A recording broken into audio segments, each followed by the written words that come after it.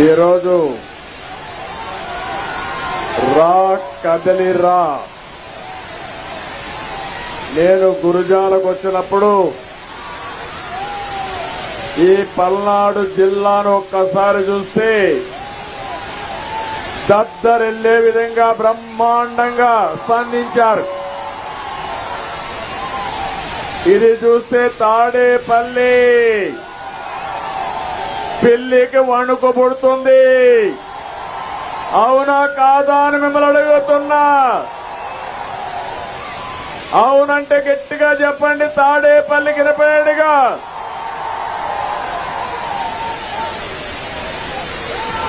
ఇరవై 22 మీటింగ్లు పూర్తి చేసి 23వ మీటింగ్ కింద నేను ఇక్కడికి వచ్చాను. మీ ఉత్సాహం చూస్తున్నా.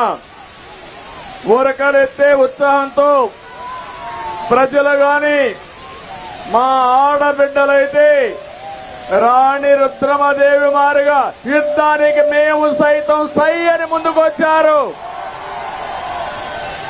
యువత మీరే నా ఆశ. మీ ఉత్సాహం చూస్తున్నా. యువత ఏ సైడ్ ఉంటే ఆ సైడే గెలుపు. తెలుగుదేశం జనసేన గెలుపు ఎవ్వడు ఆపలేడు. అడ్డ వస్తే తొక్కుకుంటా పోతాం తప్ప తెలుగుదేశం జనసేన అన్స్టాపబుల్.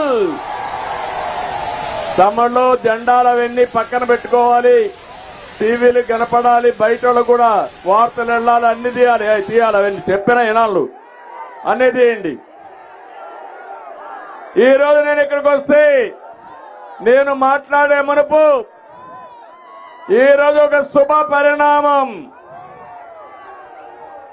ఉదయం నేను హైదరాబాద్ నుంచి బయలుదేరితే మైలవరం ఎమ్మెల్యే వసంత కృష్ణ ప్రసాద్ గారు పార్టీలో చేరాడు.